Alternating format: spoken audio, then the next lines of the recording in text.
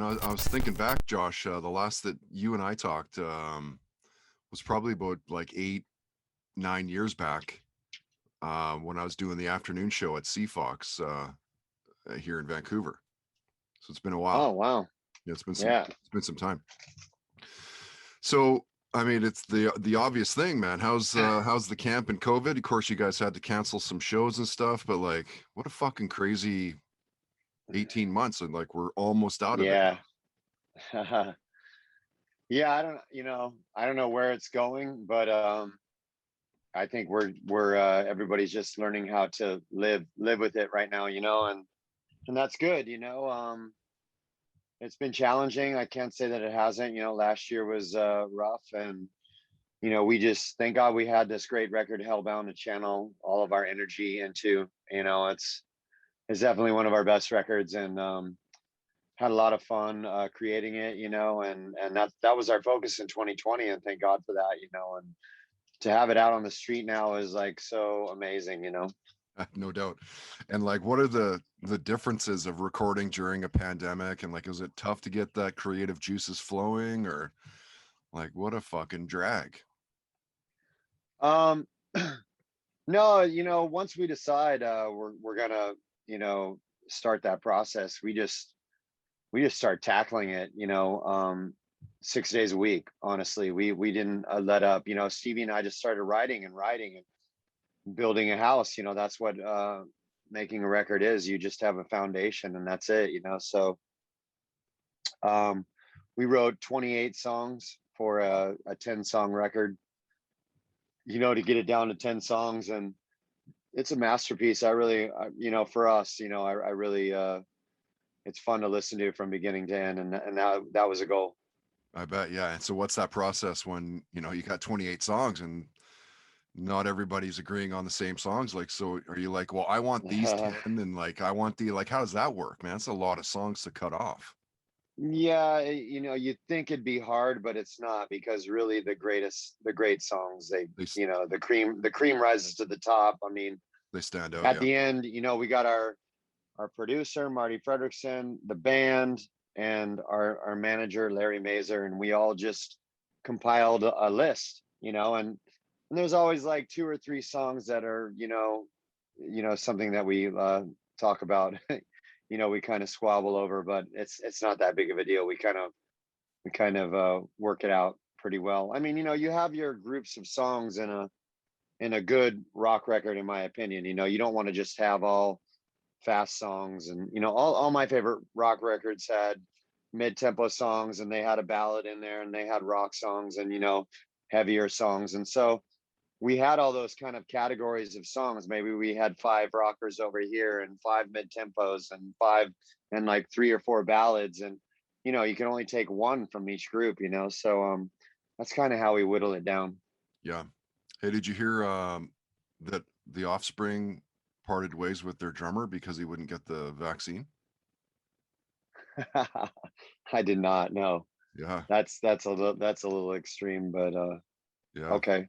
Apparently he's got some medical issues, and his doctor had said like, maybe not right now. Let's hold off for a sec.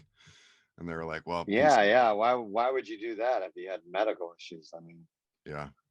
whatever. But apparently you're going to It's need that a it shit. You're going to need the vaccine passport or whatever, if you're right, touring outside of right. the US, if you want to come to Canada or tour the, Europe or Yeah. I mean, man, when I got my opportunity to get one, I jumped on it, but ditto.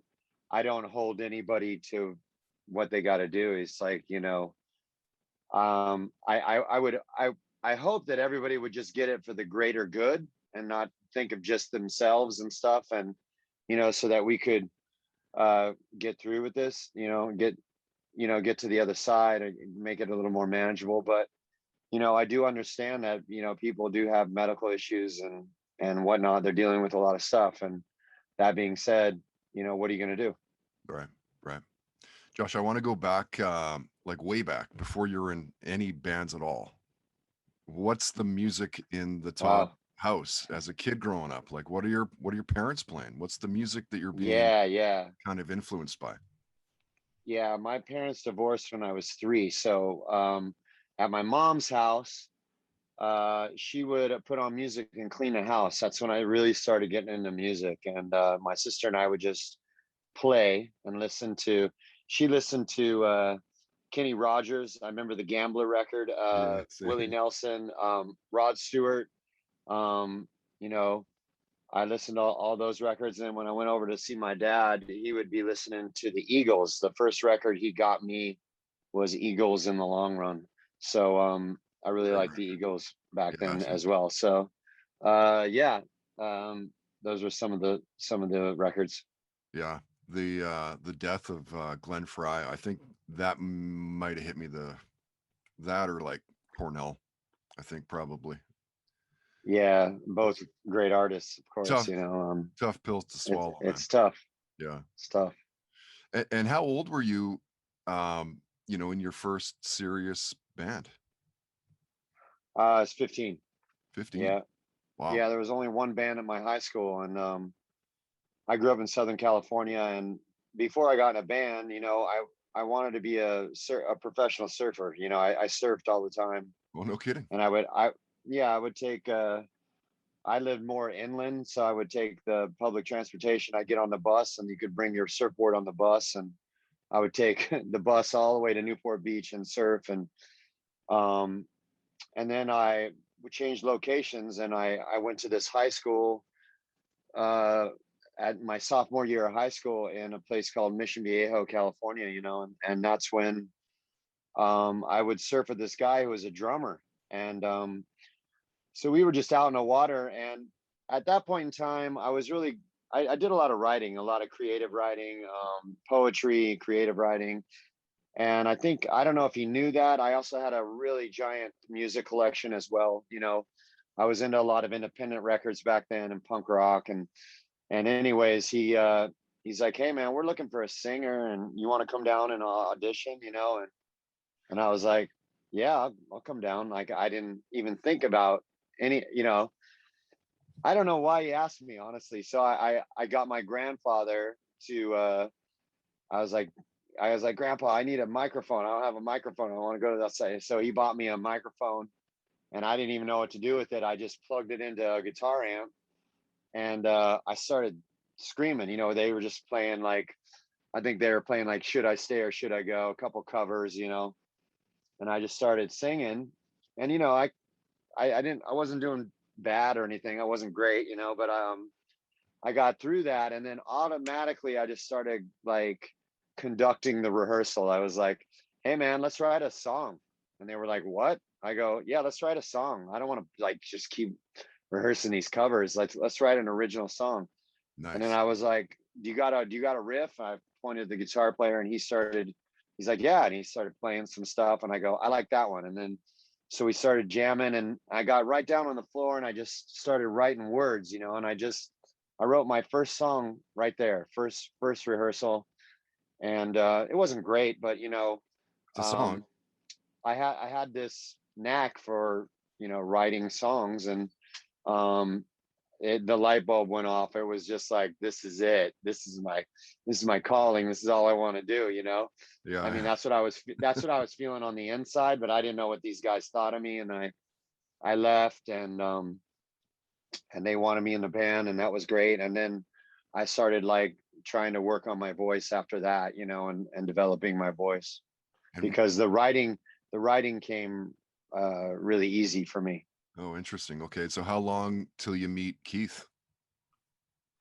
Oh, it was that was a long time, because I had my high school band, and then I got out of high school, and everything was happening in Hollywood at that time. So I moved to Hollywood at 19, and that's when I actually met Stevie. Stevie and I worked together Oh, at okay. a used clothing store, and we were roommates in Hollywood, and we were just a total mess. And I was in my first band there in Hollywood called Slamhound, and Yeah.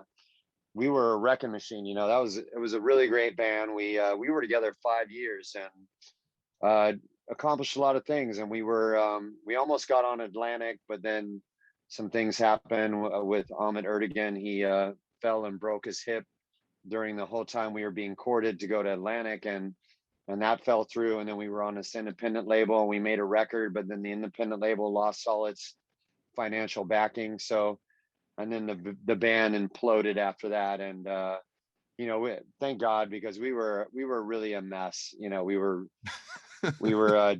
deep in drug and alcohol addiction. And if it would have happened for us, we'd probably be dead by now. But, Right. you know, so it was only after all that I met Keith. Okay.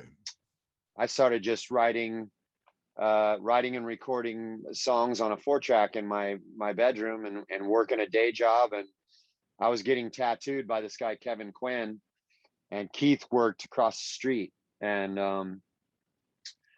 I told him, you know, I was just looking for maybe a new situation, you know, and as far as, you know, to start a band. And he said, I know this guy, Keith, and, you know, I tattoo him, and he came over one day and we met. And then we just, you know, I had him over to my place and we tried to write a song together, and we kind of figured out we liked, you know, the same stuff, and we had like some songwriting chemistry, and that was it. We know we wrote a couple of songs that we liked, and we are like, let's get a band together. And that was when we started.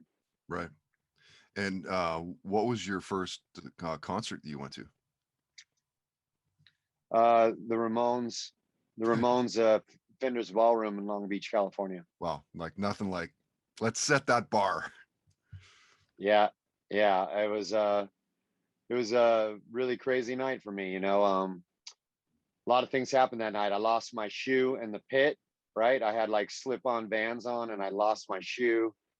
And so I thought my foot was getting trampled, you know, and I'm like, all I thought was I got to get out of this pit before, you know, I lose my foot or something, you know. It was actually pretty terrifying. And I got out of it finally. And I still didn't have a shoe on. And all I did was walked to the back of the club, and I just sat down against the wall while the Ramones were still playing. And I was just exhausted. I was so glad to be out of the pit. And at that point in time, the punk rock kids and the skinheads would fight. You know, there would be these big fights sometimes, and you never knew when they were going to erupt. So kind of had a thing against, you know, wasn't really into, you know, the skinheads, you know, they were kind of mean. And so I was sitting there against the wall. I was just like this little like surf punk kid, and this big skinhead started walking towards me, and I'm like, my inner voice is like, fuck, here it goes, you know, this guy's gonna start some shit with me. And he didn't say anything to me. He sat down next to me and he just lit up a joint, and then he passed it to me, and we smoked a joint, and I was like, fuck yeah, man, this is it. You know, I was like, this is fucking my people, man. Like, I just had such a good time that night, you know. And then it was so funny because I smoked this joint with a skinhead, and I just sat there and waited it out. Everybody cleared out of the club, and then you saw my shoe sitting right in sitting right in the middle of the fucking general admission floor right there in front of the stage. And I just went over, grabbed it, put it on, and left. You know, that was my night. Nice. Hey, what have you been binge watching lately?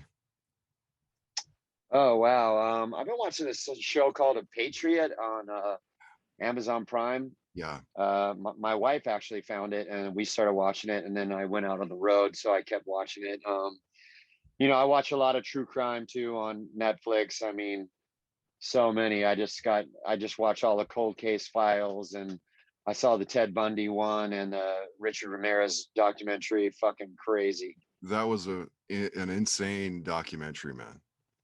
Yes. Like no rhyme, no reason. Fucking girls, guys, old people, young people, kids. Richard Ramirez. Yeah. I read his. See, I was a kid in Southern California at that time, and if you knew on the documentary, there's this kid, and he's really young at the time, and he's the one that got the license plate where they found Richard's fingerprint on the back of the mirror. Do you remember that part? Yeah. That kid in Mission Viejo, California, cut to years later, I befriended this kid. I didn't know who he was, and he was just like this cool kid. He had long hair, and he rode a Rice Rockets sport bike. I thought he was like the coolest kid, you know.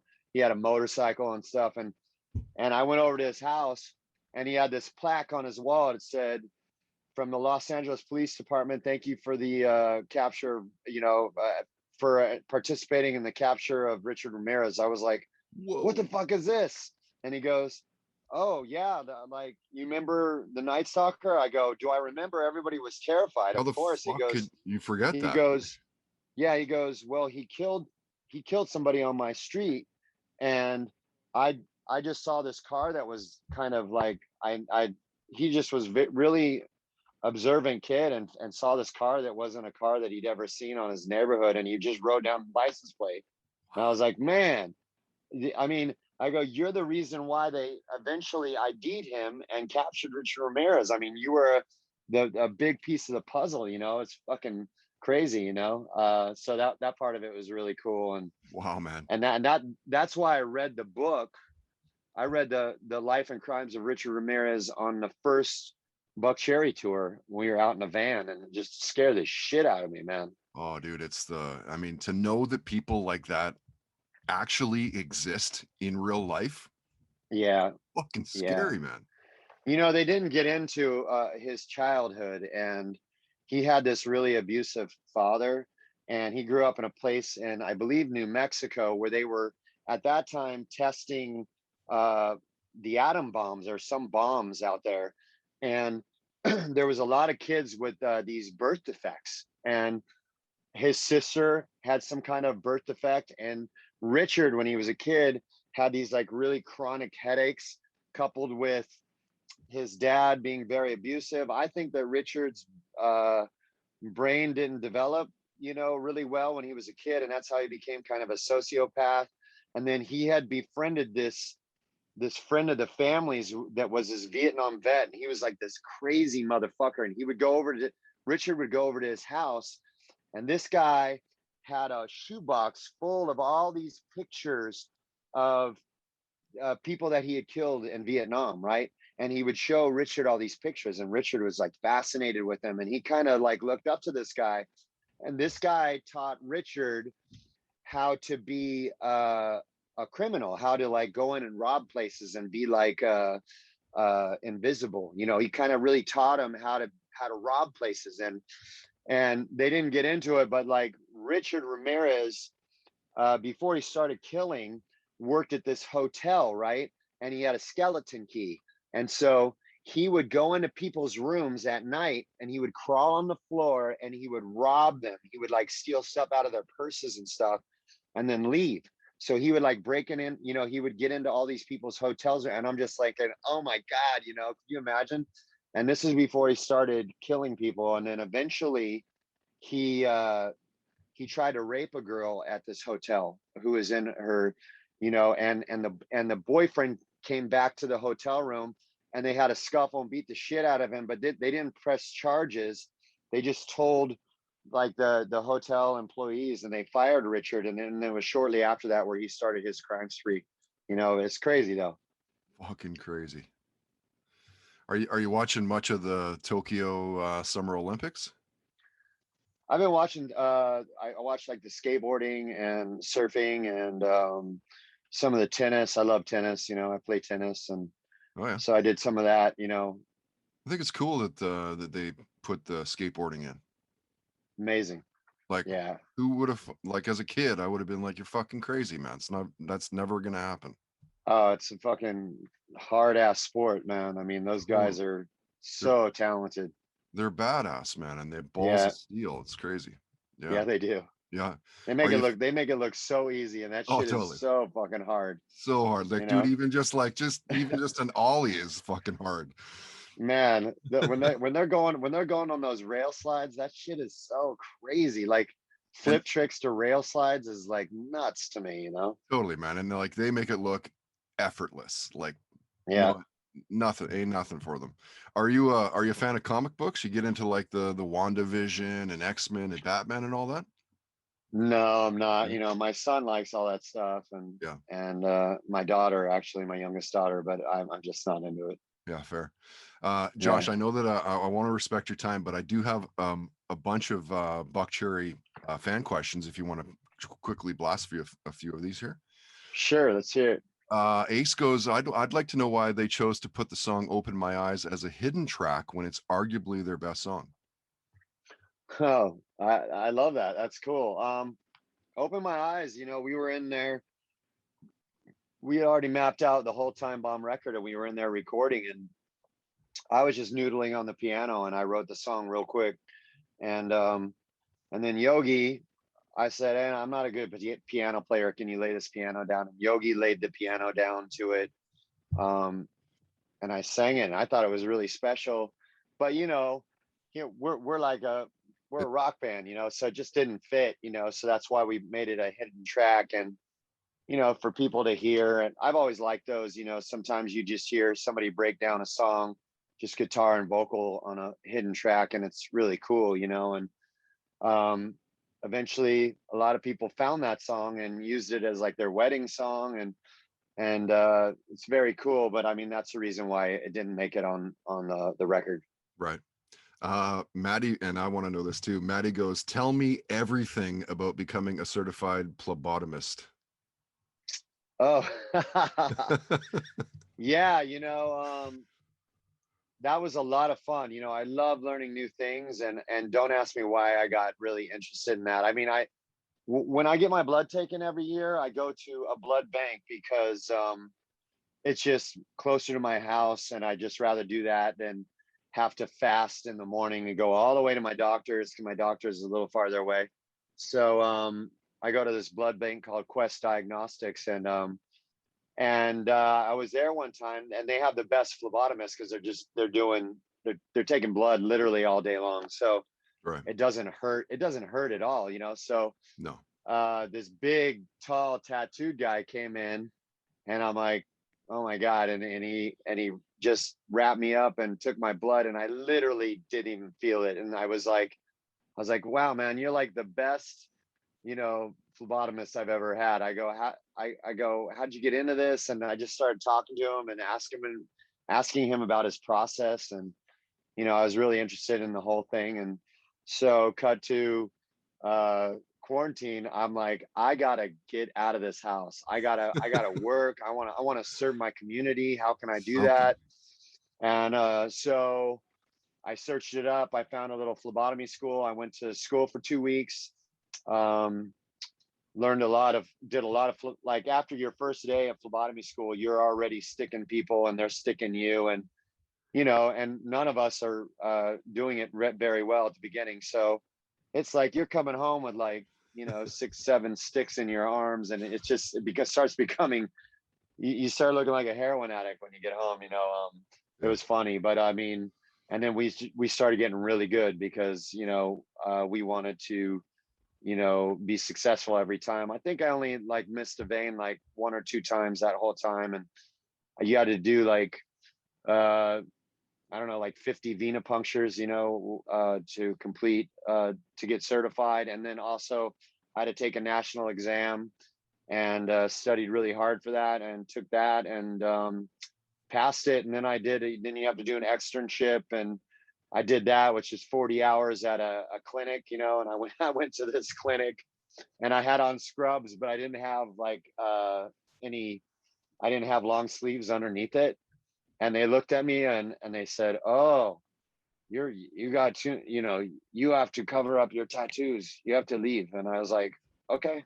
And so I came back, and I had, like long sleeves. I didn't think they would have a problem with it, because I've seen many people in scrubs with tattoos, but so I came back, and then I had to like take people's blood in a clinical setting, which was I was nervous. I was nervous because I'd only done my students, and I went in there, and I handled it, and then I started getting good at it, and then I worked for 4 months at a COVID clinic down in downtown Los Angeles.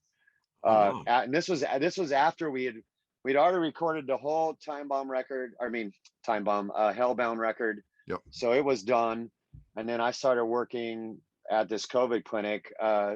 Basically to serve my community, pass the time, and to do more phlebotomy. I really enjoyed it. Wow, good for you, man. Yeah. Cam goes, is it true you were the original singer in Velvet Revolver? What's the story there? No, it's not true. You know, back in the day, in between Time Bomb and 15, you know, three of the band members had quit. It was just Keith and I holding things together, and at one point, Duff Slash and Matt reached out to us. They were doing some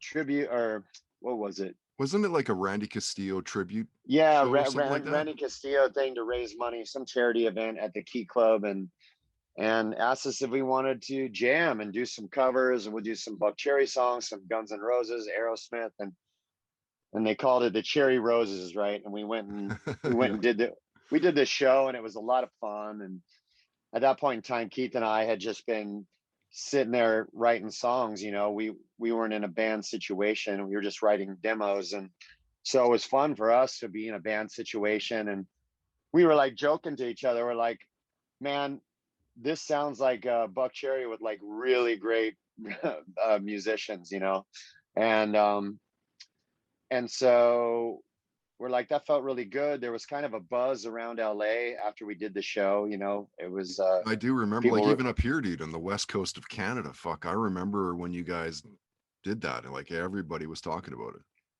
yeah. So we were like, let's call them up and see if they want to like do something, maybe put a band together.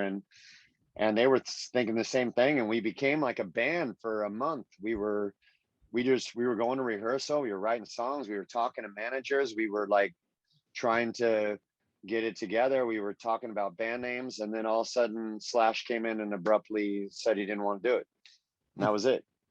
And then it wasn't only till after that those guys later did the Velvet Revolver thing, so I was way before that. Okay. Mo goes, ask him why Too Drunk isn't available on Spotify, but the rest of the Black Butterfly album is. That was some point of contention back in the day. I don't know why that happened. Our manager said we have to pull it for whatever reasons, and then we added Highway Star, and I wasn't happy about that. And you know, I thought it was just a bad move, but anyways, it happened, and there's nothing we could do about it. But you know, the core Buckcherry fans, it's fun for them to find the song somehow, and we play it every night. Too Drunk to Fuck. It's a lot of fun. Yeah, it's great song. Marnie goes, are you a gambler? If so, what's your go-to?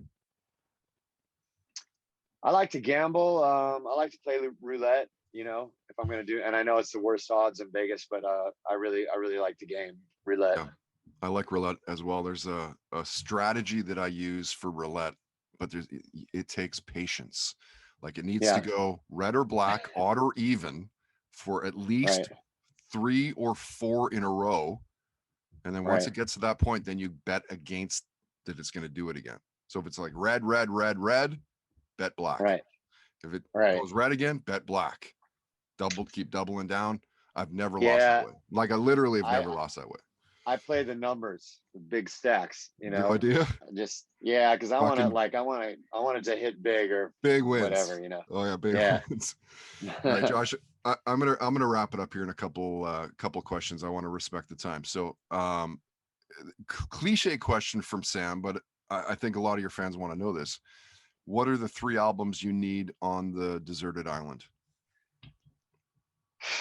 Man, I know, right? So challenging. Change daily. You know, I would say Purple Rain would have to be one of them for me, you know. Oh, really? Yeah, Purple Rain, and then let's see, Back in Black would be a good one. And then pause. What did you think of Axl jumping on the road and touring with AC/DC? Amazing. I don't know if you ever saw like footage of that, but I mean, have you ever seen him? Did you see him sitting down in the wheelchair and he's just belting it? Crazy. Because he had that injury. I was like, I had like a whole new level of respect for him. I love him anyways, but like to see him doing that, I was like, man, at his age, it's so hard to do. Those songs are so hard to sing. And like, he just fucking killed it, man. I really enjoyed that. Yeah, same. But yeah, so Back in Black, Purple Rain, and then wow, I don't know, man. That's such a difficult one. What would be the third one? Oh, probably Yaz Upstairs at Eric's. That was a really Yes. big record for me. Yeah, Wow. I love that record. I don't know that I would have, well, certainly not the Yaz, but I don't know that I would have called, would have guessed the Prince. Yeah, Surprising. I'm huge Prince fan, man. What a I would loss. I would sneak in my sister's room. I would listen to all these punk rock records and stuff, and then my sister had this whole other thing going on. She listened to like Prince and The Time and Apollonia 6 and Billy Idol, and I would go in there and I saw the Love Sexy cover, the Prince where he's naked Yeah. on the cover, and I'm like, wow, this dude is fucking crazy. What is he all about? And I just got into him, and I was like, I thought he was amazing. And I would go like, I had a fake ID when I was 17, and I would go dancing with my sister and all her friends, and that's when I got into like Yaz and Prince, and like I love to dance, so I was into all that kind of stuff. Yeah. Yeah. Yeah. All right, Josh, last question. I think it's probably going to be the toughest for you to answer. Career highlight. Can you nail it down to one thing? Oh wow. Um so many. There's so many. Crazy Bitch was a big moment for us, 15, the comeback with 15 was such a huge moment because everybody had written us off. Nobody would sign us, and to have like the success we had on that record was definitely a career high. Um, we got to experience so many big festivals and big tours on that run, and we'd actually gotten to a point where we had 2 buses on the road, which was pretty crazy. And Nice. so that was definitely a career high. Yeah. Yeah. Awesome, dude. Thank you again for taking the time here to join us in Vancouver. You're easy to find online, simply at Buckcherry, and that's it. Yes. Yeah. Yeah. Thank you, man. And Awesome, look forward dude. to coming back there Yeah, soon. I guess we'll see you on online.